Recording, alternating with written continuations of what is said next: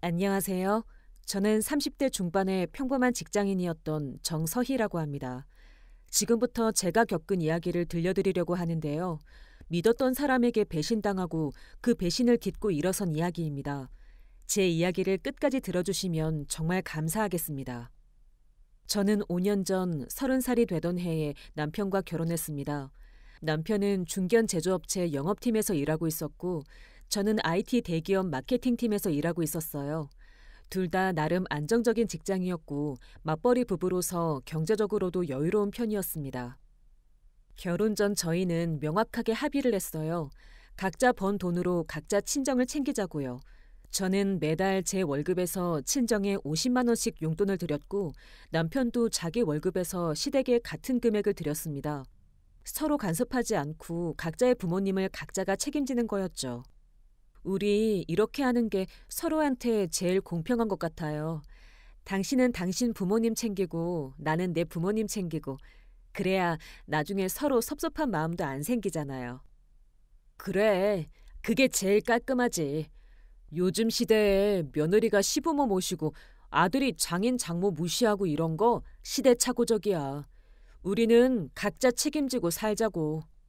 그때만 해도 남편의 이런 말이 정말 합리적이고 현대적인 사고방식이라고 생각했습니다. 저희 친정 부모님은 지방의 작은 도시에서 슈퍼를 운영하고 계세요. 화려하진 않지만 성실하게 일하시면서 저와 남동생을 키워주셨죠. 아버지는 몇 년 전부터 당뇨와 고혈압으로 병원을 자주 다니셔야 했고 어머니 혼자서 슈퍼를 지키시는 날이 많았어요. 그래서 저는 매달 드리는 용돈 외에도 명절이나 부모님 생신 때는 따로 용돈을 더 드렸습니다. 제가 번 돈으로 제 부모님께 효도하는 건데 남편도 뭐라고 하지 않았어요. 자기도 자기 부모님한테 그렇게 하니까요. 하지만 결혼 생활 5년 차가 되던 올해 초 제 인생에 큰 변화가 찾아왔습니다. 회사에서 구조조정이 시작된 거예요. 제가 다니던 회사는 업계에서 나름 알아주는 곳이었는데 경기 침체와 실적 악화로 대규모 희망퇴직을 실시하게 되었습니다. 저는 희망퇴직 대상자 명단에 이름이 올라갔어요. 물론 강제는 아니었지만 회사 분위기상 대상자로 선정되면 남아있기가 굉장히 어색한 상황이었습니다. 게다가 희망퇴직을 선택하면 법정 퇴직금의 2배를 주겠다고 했어요. 고민 끝에 저는 희망퇴직을 선택했습니다. 10년 넘게 다닌 회사였지만 퇴직금도 쏠쏠하고 35살이면 새로운 일을 시작하기에도 나쁘지 않은 나이라고 생각했거든요. 퇴직금으로 받은 돈은 세전 약 1억 2천만 원 정도였습니다. 세금 떼고 실수령액은 9천만 원 정도였고요. 처음에는 남편에게 퇴직 소식을 전했을 때 남편은 이렇게 말했어요. 어쩔 수 없지 뭐. 그래도 퇴직금 많이 받았으니까 다행이다. 당분간 좀 쉬다가 천천히 재취업 알아보면 되지. 요즘 경력직 수요도 많다던데? 어, 나도 그렇게 생각해.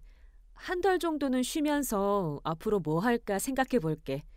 퇴직금도 있으니까 급하게 아무 때나 들어갈 필요는 없잖아.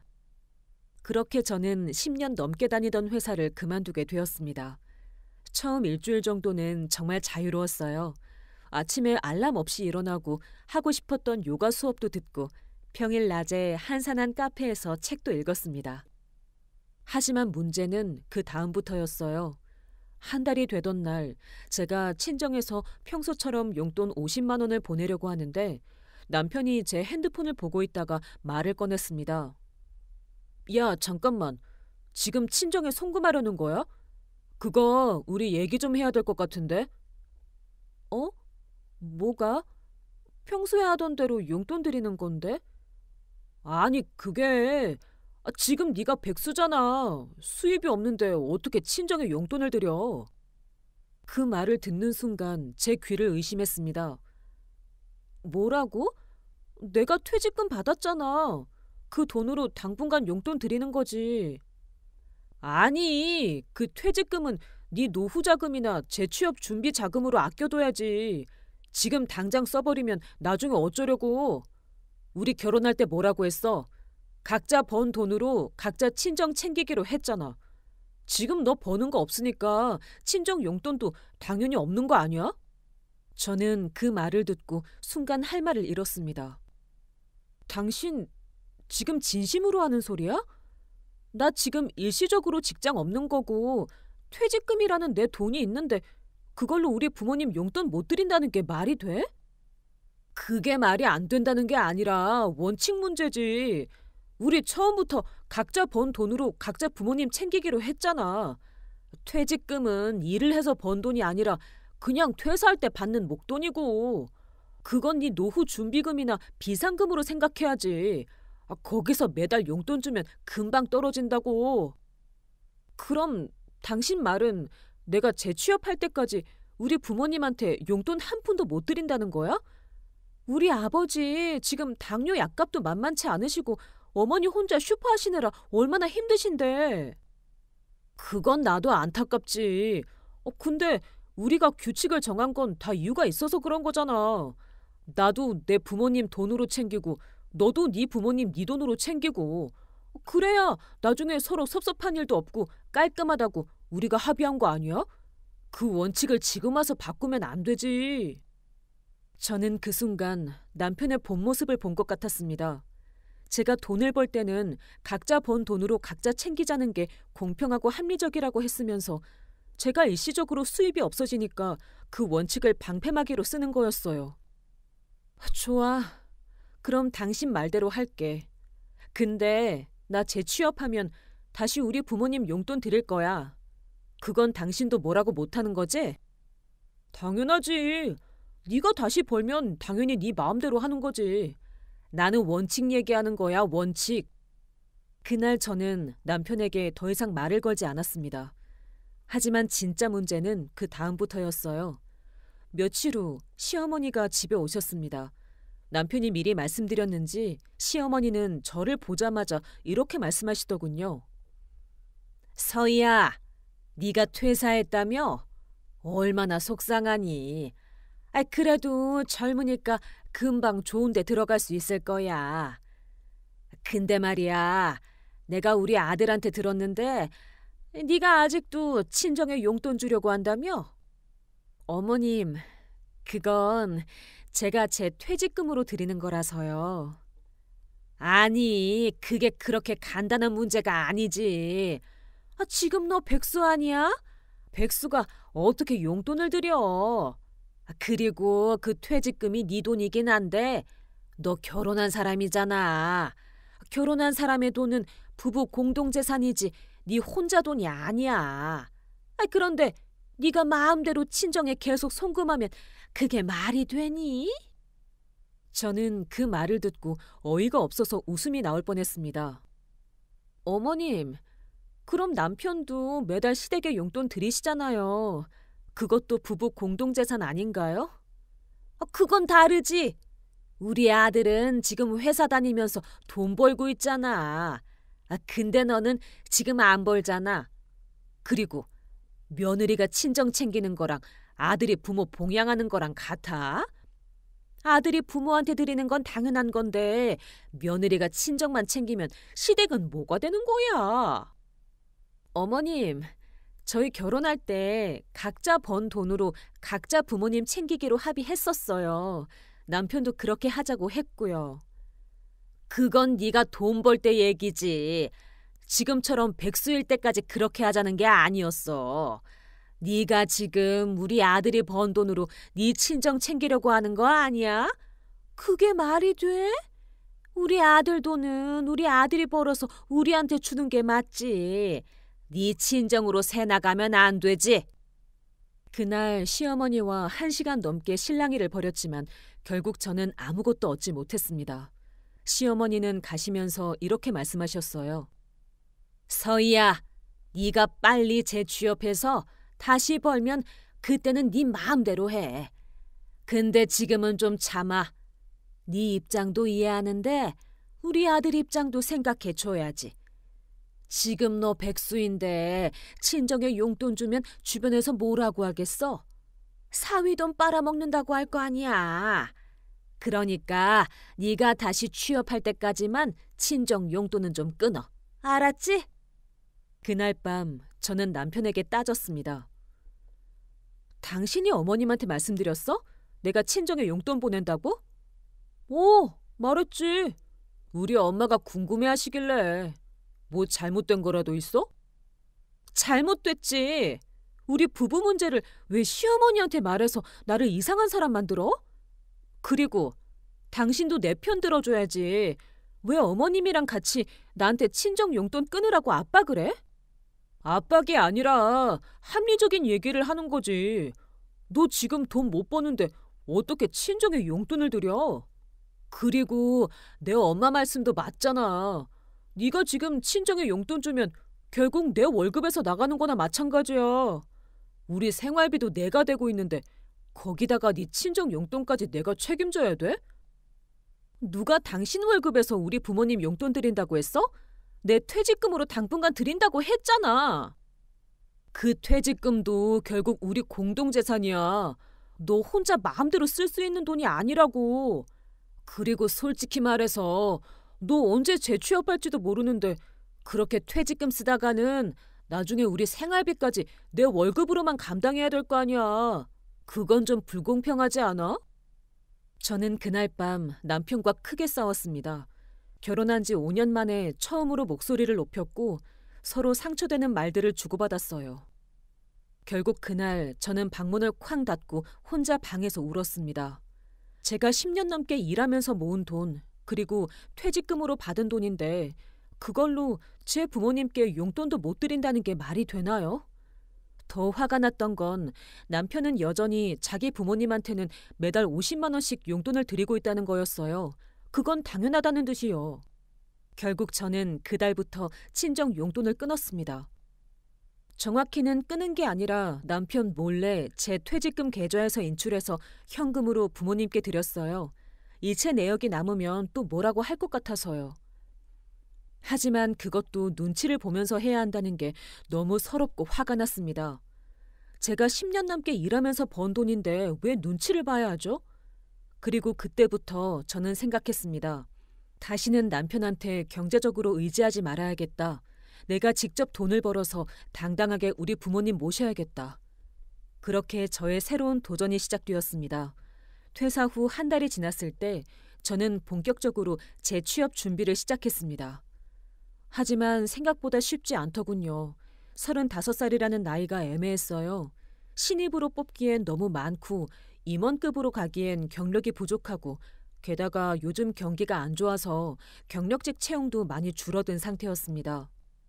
한 달, 두 달이 지나도 마땅한 자리가 없었어요. 그러던 어느 날 저는 집에서 키우던 반려견 포포에게 간식을 주다가 문득 생각이 들었습니다. 포포는 제가 결혼하기 전부터 키우던 말티즈였어요.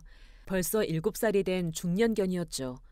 포포는 시중에 파는 간식을 잘 안 먹어서 저는 늘 집에서 직접 만들어줬어요.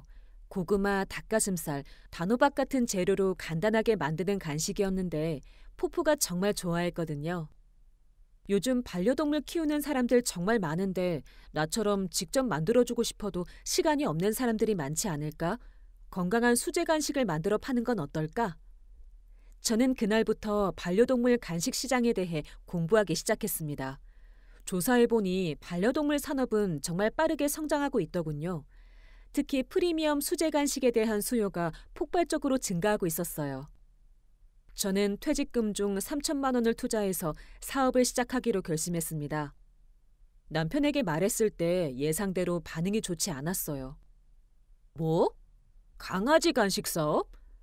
너 정신 차려. 그런 거에서 돈이 되겠어? 차라리 그 돈으로 자격증 학원이라도 다니든가 아니면 취업 준비하는 게 낫지 않겠어? 솔직히 너 사업 경험도 없잖아. 마케팅만 하다가 갑자기 제조업을 한다고? 그것도 강아지 과자를? 다시 한번 해보고 싶어. 안 되면 그때 다시 재취업 알아볼게. 그 3천만 원이 어디서 나온 돈인데 그렇게 함부로 쓰려고 해. 그건 네 퇴직금이잖아. 한 번 날리면 끝이야. 솔직히 너 사업 감각도 없는데 무슨 자신감으로 그런 결정을 내리는 거야? 저는 더 이상 남편과 논쟁하고 싶지 않았습니다. 내 돈으로 내가 하는 거야. 당신은 신경 쓰지 마. 그렇게 저는 포포베이크라는 브랜드를 만들었습니다. 처음에는 정말 작게 시작했어요. 집 근처에 작은 상가 주방을 월세로 얻어서 거기서 직접 간식을 만들었습니다. 고구마칩, 닭가슴살 육포, 단호박 쿠키, 연어 트릭 같은 기본 제품 4종으로 시작했죠. 위생 허가를 받고 식품 안전 인증을 받고 포장 디자인을 직접 만들고 처음 해보는 일들이 많아서 힘들었지만 그래도 제 손으로 뭔가를 만든다는 게 설레더군요. 첫 제품이 나왔을 때 저는 네이버 스마트 스토어를 열고 판매를 시작했습니다. 그런데 문제는 그 다음이었어요. 첫 달 매출이 고작 80만 원이었습니다. 한 달 동안 주방 월세, 재료비, 포장재 비용을 빼고 나니까 손에 남는 게 거의 없었어요. 오히려 적자였죠. 어때? 강아지 과자 장사 잘 돼? 내가 뭐라고 했어? 안 된다고 했잖아. 이제 그만하고 재취업 알아봐. 더 늦기 전에.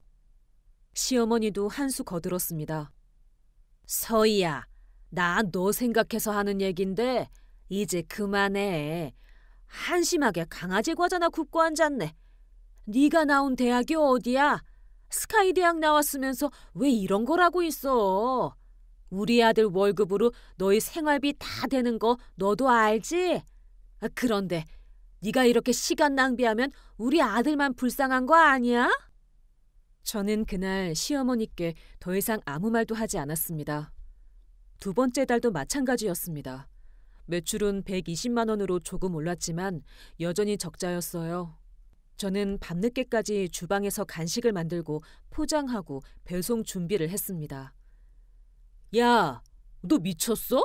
지금 몇 시야? 벌써 밤 11시야. 그렇게 열심히 해봤자 한 달에 100만 원 버는 게 다야. 그 시간에 편의점 알바하는 게 더 나을 것 같은데? 그리고 솔직히 너 회사에서도 그래서 잘린 거 아니야? 그 말을 듣는 순간 저는 눈물이 핑 돌았습니다. 저는 희망퇴직으로 나온 거지 잘린 게 아니었어요.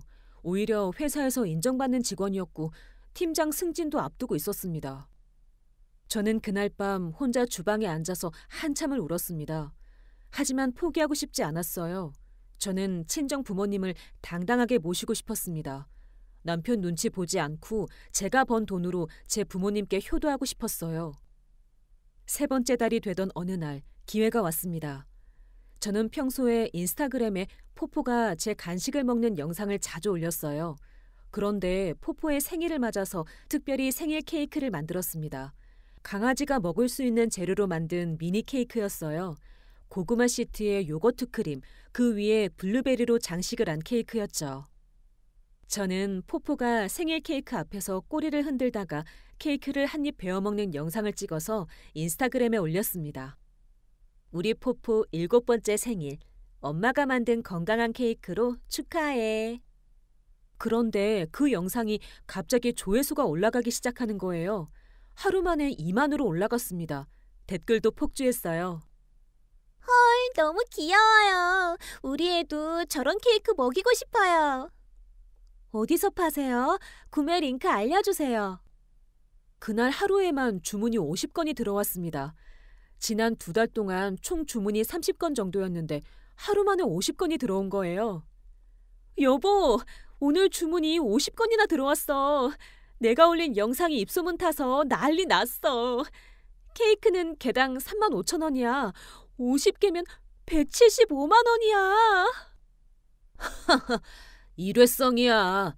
한두 번 잘 팔렸다고 사업 되는 줄 알아? 곧 다시 안 팔릴 거야. 그리고 그거 만드느라 재료비 얼마 들어가는데? 너 재료비 빼고 나면 남는 거 얼마 안 될걸? 내가 장담하는데 다음 달에는 또 원래대로 돌아갈 거야. 저는 남편의 말을 듣지 않기로 했습니다. 대신 이 기회를 놓치지 않기 위해 더 열심히 했어요. 인스타그램에 포포 영상을 매일 올렸고 반려견 인플루엔서들에게 협찬을 보내기 시작했습니다. 팔로워 5만 이상인 반려견 인플루엔서 10명에게 제품을 무료로 보내고 솔직한 리뷰를 부탁했습니다. 그중 3명이 리뷰를 올려줬고 그 리뷰들이 또 입소문을 탔어요.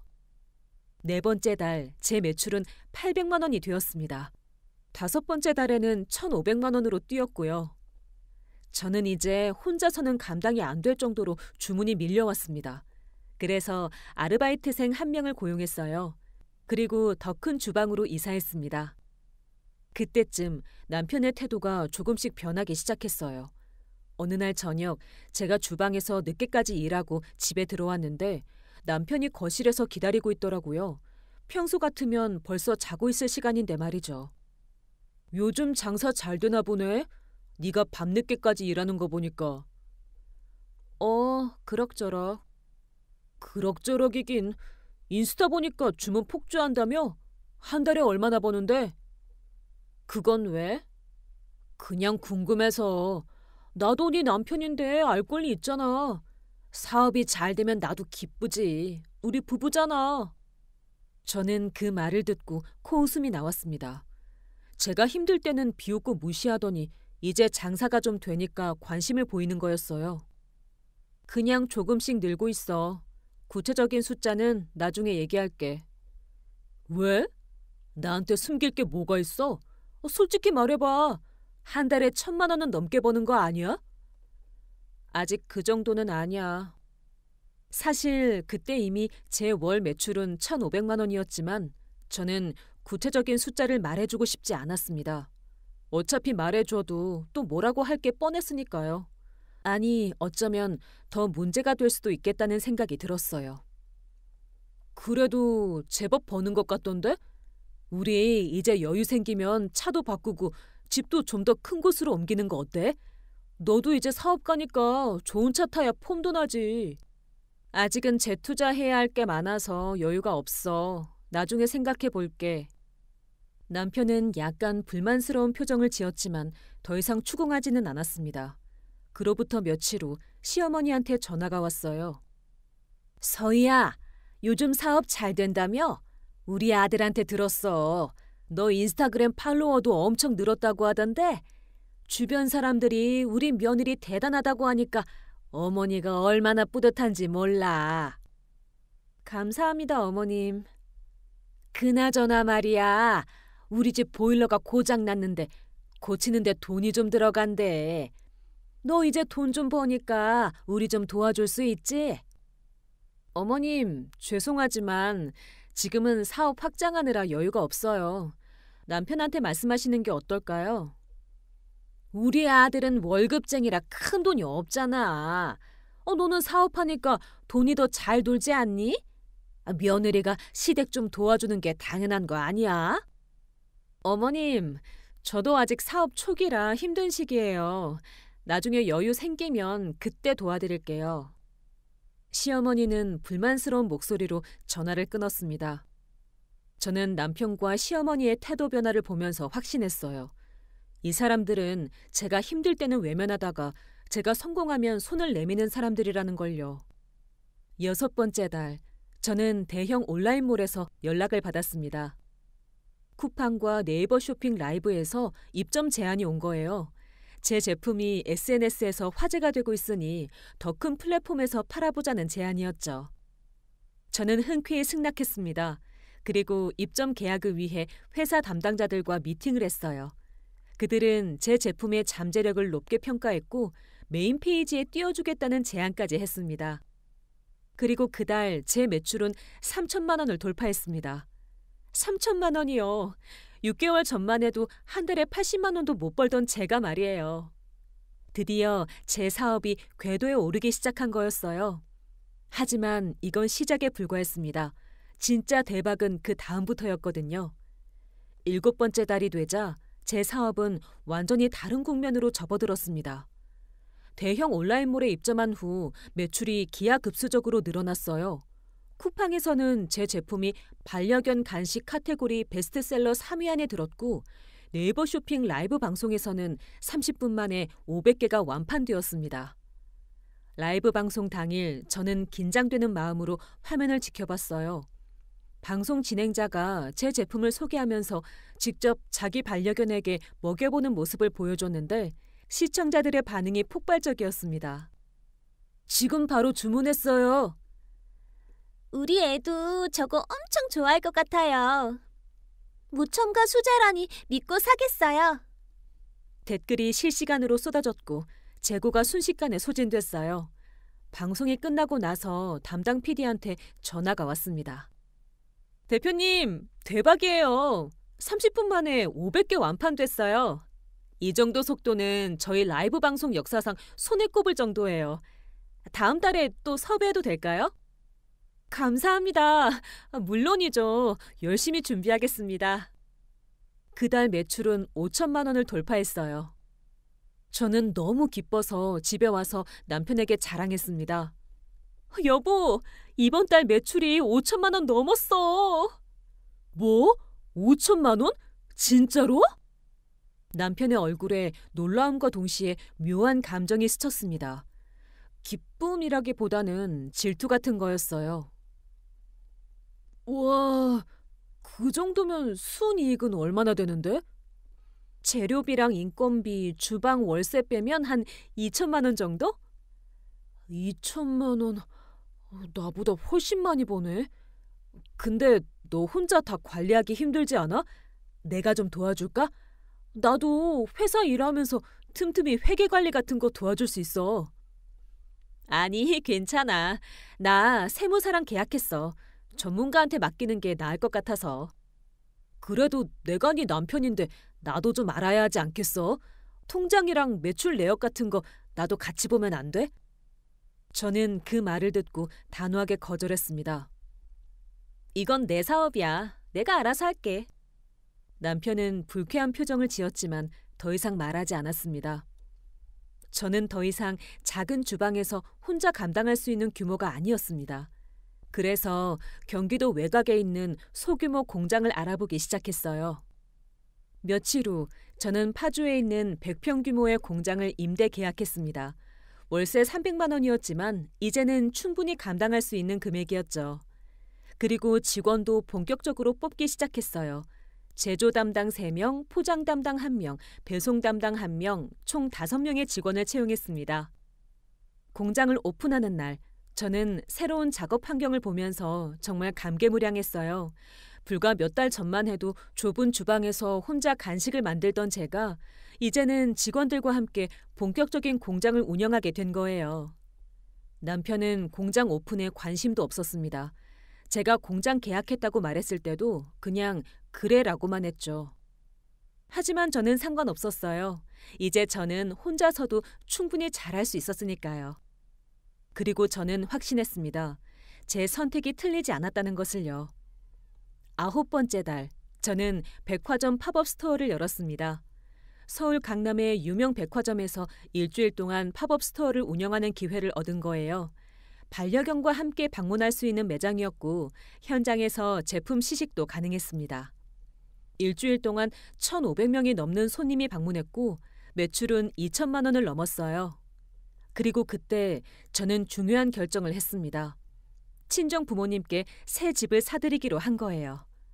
부모님은 지방의 낡은 단독주택에서 슈퍼를 운영하고 계셨는데 집도 오래되고 불편한 게 많았어요. 특히 아버지가 계단 오르내리기가 힘드셔서 저는 늘 마음이 불편했거든요. 저는 부모님이 사시는 동네에서 가장 좋은 아파트 단지를 알아봤습니다. 엘리베이터가 있고 병원도 가깝고 슈퍼도 1층 상가로 옮길 수 있는 곳이었죠. 가격은 5억 2천만 원이었어요. 저는 사업 계좌에서 2억을 현금으로 내고 나머지는 대출을 받았습니다. 대출 이자는 제가 매달 갚기로 했고요. 계약서에 사인을 하는 날, 저는 부모님께 전화를 드렸습니다. 아버지, 어머니, 제가 집 하나 계약했어요. 우리 같이 이사 가요. 뭐? 집을 계약했다고? 서희야, 그게 무슨 소리냐? 우리 여기서 슈퍼하면서 잘 살고 있는데? 아버지 계단 오르내리기 힘드시잖아요. 새 아파트는 엘리베이터도 있고 1층에 상가도 있어서 슈퍼도 거기서 하시면 돼요. 병원도 바로 앞이고요. 제가 다 알아봤어요. 서희야, 그런 거 얼마나 비싼데. 네가 어떻게 그런 걸 사? 엄마, 제가 사업 잘 되고 있어요. 이제 당당하게 우리 부모님 모실 수 있어요. 그러니까 너무 걱정하지 마세요. 다음 주에 같이 가서 집 보러 가요. 전화기 너머로 어머니가 우시는 소리가 들렸습니다. 우리 딸이 이렇게 효자가 됐네. 아이고 기특해라. 저는 그날 전화를 끊고 한참을 울었습니다. 행복해서 우는 눈물이었어요. 그런데 집에 돌아왔을 때 남편의 반응은 완전히 달랐습니다. 남편은 제가 친정에 집을 사들였다는 소식을 어디서 들었는지 얼굴이 새빨개져서 저를 기다리고 있더군요. 야, 너 진짜 미쳤어? 네가 친정에 5억짜리 집을 샀다고? 너 정신이 있는 거야, 없는 거야? 내가 번 돈으로 내가 산 건데 그게 뭐가 문제야? 문제가 없긴 뭐가 없어. 너 결혼한 사람이잖아. 그 돈이면 우리 집도 바꿀 수 있고 우리 노후 준비도 할 수 있는데 그걸 다 친정에 쏟아부은 거야? 나한테 상의도 안 하고? 왜 내가 당신한테 상의해야 돼? 이건 내 사업으로 번 내 돈이야. 내가 내 부모님한테 효도하는 건데? 네 돈? 너 지금 무슨 소리 하는 거야? 우린 부부잖아. 부부의 돈은 공동재산이야. 그런데 네가 멋대로 5억을 써버렸다고? 이건 완전히 배신이야. 저는 그 말을 듣고 웃음이 나왔습니다. 비웃음이요. 배신? 배신이라고? 당신 내가 백수였을 때 뭐라고 했어? 각자 번 돈으로 각자 친정 챙기자고 했잖아. 친정 용돈 한 푼도 보내지 말라고 했잖아. 그게 원칙이라고 했잖아. 그 원칙 기억 안 나? 그건 그때랑 지금이랑 다르지. 뭐가 달라? 나 지금 돈 벌잖아. 그것도 아주 많이. 그럼 당신 말대로 내가 번 돈으로 내가 내 친정 챙기는 거야. 당신이 정한 원칙대로 하는 건데 왜 화를 내는 거야? 아니, 그래도 5억이나 되는 큰 돈은 부부가 함께 의논해야지. 그리고 우리 엄마는? 우리 엄마한테는 뭐 해줄 거야? 처갓집만 챙기고 시댁은 내팽개치냐? 당신이 시댁 챙기면 되잖아. 당신이 번 돈으로 우리 원칙대로. 남편은 할 말을 잃은 듯 저를 노려봤습니다. 너 정말 이러는 거야? 우리 5년 동안 함께 살았는데 이제 와서 이렇게 냉정하게 선을 그을 거야? 냉정한 건 당신이었어. 내가 힘들 때, 내가 백수였을 때 당신이 얼마나 냉정하게 나한테 대했는데 이제 내가 잘 되니까 같이 나누자고? 웃기지 마. 그날 밤 저희 부부는 심하게 싸웠습니다. 그리고 며칠 후 시어머니가 집에 찾아왔습니다. 시어머니는 제 얼굴을 보자마자 180도 달라진 태도로 저를 대하더군요. 어머, 우리 며느리 요즘 사업 대박 났다며? TV에도 나오고 신문에도 나오고. 우리 며느리가 이렇게 똑똑하고 대단한 줄 몰랐네. 엄마가 진짜 자랑스러워. 감사합니다, 어머님. 그런데 서희야, 네가 처갓집에 집을 사줬다며? 엄마가 그 얘기 듣고 얼마나 뿌듯했는지 몰라. 우리 며느리가 효녀네 효녀야. 근데 말이야, 그렇게 효심이 깊은 며느리면 당연히 시댁도 챙겨줘야 하는 거 아니겠어? 어머니 말씀이 무슨 뜻인지 잘 모르겠는데요. 아니, 우리도 이제 나이가 있잖아. 지금 살고 있는 집이 좀 오래되기도 했고 너희 처갓집처럼 우리도 새 아파트로 이사 가고 싶단 말이지. 어때? 며느리가 도와줄 수 있지? 저는 그 순간 시어머니가 정말 뻔뻔한 분이라는 걸 새삼 깨달았습니다. 어머님, 죄송하지만 그건 어려울 것 같아요. 제가 친정집 사들이느라 지금 여유가 없어요. 뭐? 여유가 없어? 아니, 너 지금 한 달에 5억 넘게 번다며. 그런데 여유가 없다고? 며느리가 처갓집만 챙기고 시댁은 안 챙기면 그게 말이 되니? 어머님, 저희 결혼할 때 남편이랑 합의했잖아요. 각자 번 돈으로 각자 부모님 챙기기로요. 그러니까 남편이 어머님 챙기셔야죠. 남편이 번 돈으로요. 뭐? 야, 정서희, 너 지금 나한테 대드는 거야? 네가 아무리 돈을 많이 벌어도 우리 아들 며느리인 건 변함없어. 며느리가 시어머니한테 이렇게 나오는 게 어딨어? 대드는 게 아니에요. 그냥 우리가 처음에 정한 원칙을 지키는 거예요. 어머님도 제가 백수였을 때는 그 원칙 지키라고 하셨잖아요. 그때는 되고 지금은 안 되는 이유가 뭔가요?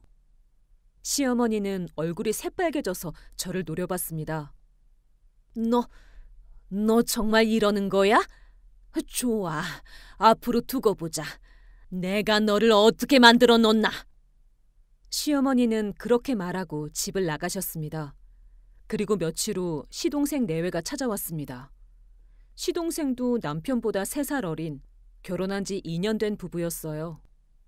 형님, 안녕하세요. 그동안 연락도 자주 못 드려서 죄송해요. 근데 형님, 제가 부탁 좀 드리고 싶은 게 있어서요. 무슨 부탁인데요? 형님도 아시다시피 저 지금 작은 카페 운영하고 있잖아요. 근데 요즘 경기가 안 좋아서 장사가 잘 안 돼요. 그래서 매장을 좀 더 큰 곳으로 옮기고 싶은데 자금이 부족해서요.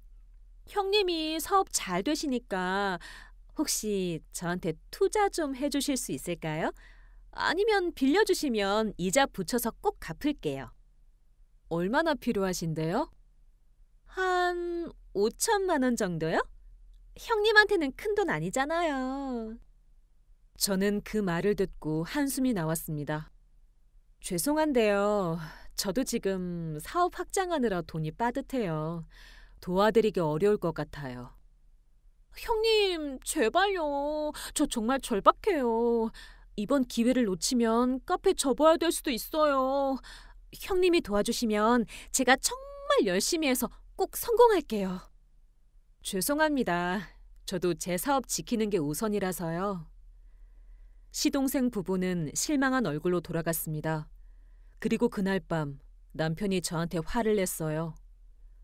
야, 너 왜 우리 동생 도와주지 않은 거야? 고작 5천만 원이면 너한테 큰 돈도 아니잖아. 나한테도 큰 돈이야. 그리고 왜 내가 시동생 사업까지 책임져야 돼? 너 정말 이기적이다. 친정은 5억을 쓰면서 우리 동생은 5천만 원도 안 빌려줘? 너 지금 이게 말이 되는 소리야? 당신이 빌려줘. 당신 돈으로. 나는 내 돈으로 내가 하고 싶은 데 쓸 거야. 내 돈으로? 나 월급쟁이야. 나한테 그렇게 큰 돈이 어딨어? 너 지금 나한테 무리한 요구하는 거 알아? 내가 백수였을 때도 당신은 나한테 똑같은 말 했어. 내 돈으로 친정 챙기라고. 그러니까 이제 당신도 당신 돈으로 시댁 챙겨. 공평하잖아. 그날 밤 남편은 방문을 쾅 닫고 나가버렸습니다. 그리고 한 달 후 저는 친정 부모님의 새집 입주를 도와드렸어요. 부모님은 새 아파트를 보시고 너무 좋아하셨습니다.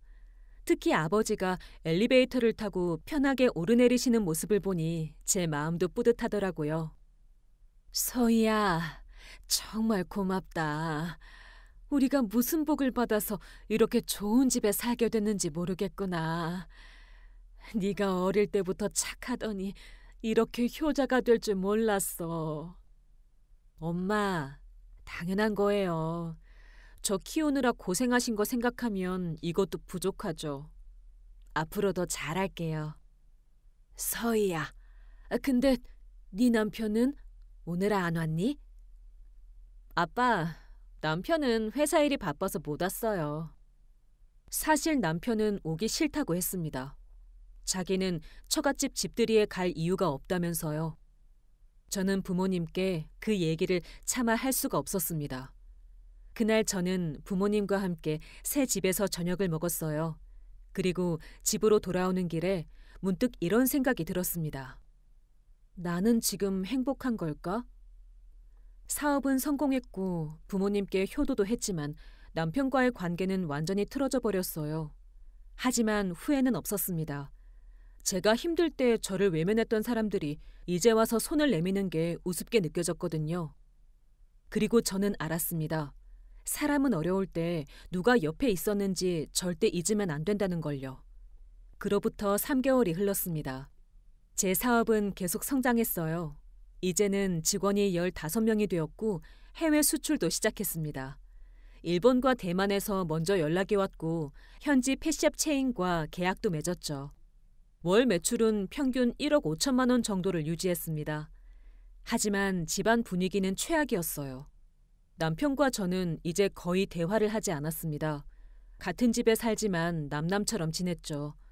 남편은 출근할 때 인사도 안 하고 저도 마찬가지였어요. 그러던 어느 날 남편이 먼저 대화를 청했습니다. 서희야, 우리 얘기 좀 하자. 이렇게 살 수는 없잖아. 무슨 얘기? 우리 이혼하는 게 어떨까? 솔직히 우리 이미 부부가 아니잖아. 각자 사는 게 나을 것 같아. 저는 그 말을 듣고 놀라지 않았습니다. 오히려 예상했던 말이었거든요.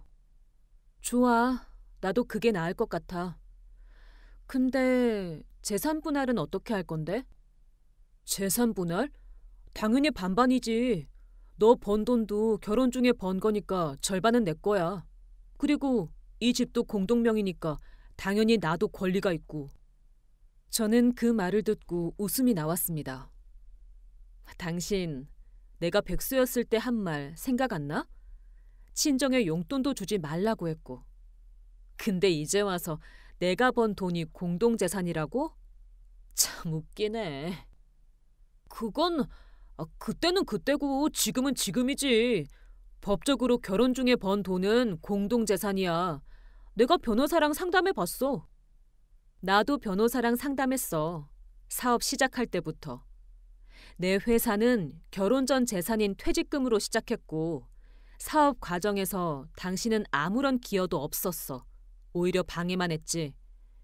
변호사가 그러던데 이런 경우는 재산 분할 비율이 낮게 나온대.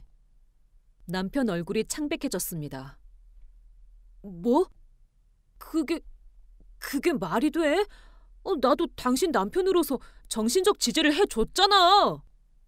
정신적 지지? 당신이?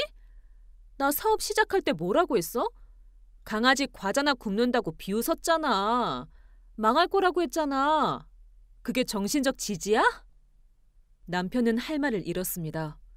결국 우리는 변호사를 통해 이혼 협의를 시작했어요. 재산 분할은 제가 남편에게 현금 8천만 원을 주는 걸로 합의했습니다.